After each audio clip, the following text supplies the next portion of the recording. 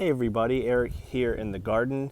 The mulch is all done. After 50 wheelbarrow fulls, some of that was for the front yard. I used about 2 wheelbarrows for the front yard and 6 on the side yard that were not rose garden related. But 42 of the 50 were for the rose garden. You can see it turned out really well. I'm going to do a slideshow on the mulch itself to show you before and the after, but that's the pine straw we put down. And of course the cypress mulch. Really turned out well. It was about 4 days worth of work, so certainly a lot. This video is going to talk a little bit about what you should do after you mulch.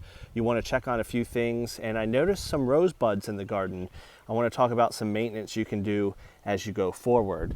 Now that we put the mulch down, I'm going through each drip emitter and making sure everything's okay. I had the kids helping and they did a good job, but some of them got covered up with mulch. So remember just to pull these up and make sure they're up high and they're getting the area you want watered. I don't see any covered up at the moment.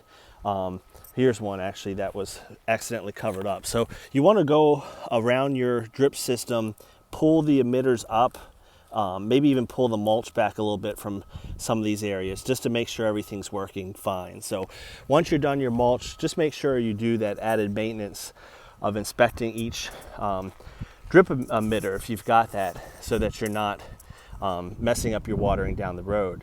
This is Claire Elise. You can see the leaves are getting quite big on it. Things are growing nicely.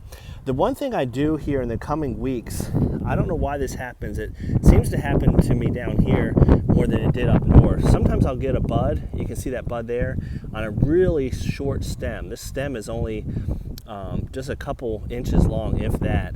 I will pinch those buds off.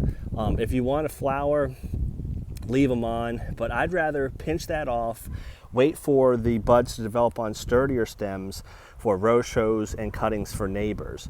When you pinch off these early buds, again, it's just on a wimpy stem anyway. So here's another example.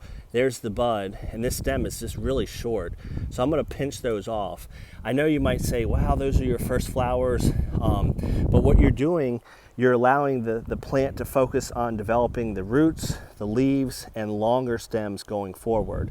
Some of those may have been pushed along by our warm weather here the past couple days. So here's an example on Dublin. Again, this stem is only a couple inches long, so I'm gonna pull some of those early buds. You don't have to do that, but I like to redirect all the energy to developing longer term, so that when the weather warms up more consistently, we have a nice long stem, big bud. It's kind of the analogy of fruit growers. They will pinch some of their fruit so that the ones that develop down the road are bigger and more uniform. Rather than just having a big small crop, they'll have a smaller bigger crop, if that makes sense. That's it for today. Pretty short video. I'll last leave you with Marlin's Day. This is one of the most developed roses thus far.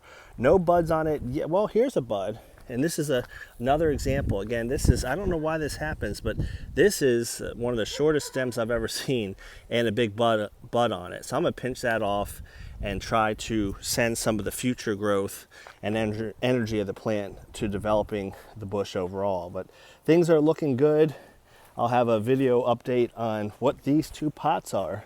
These are maiden roses. We're gonna do I've already done the video, I just haven't posted it yet. This is Cajun Moon. You can see it's pushing out quite nicely. And then this is Maverick, just starting to push out.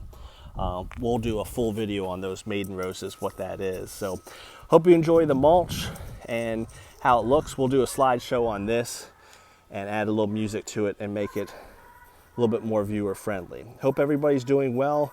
I'm gonna go take a well-deserved break.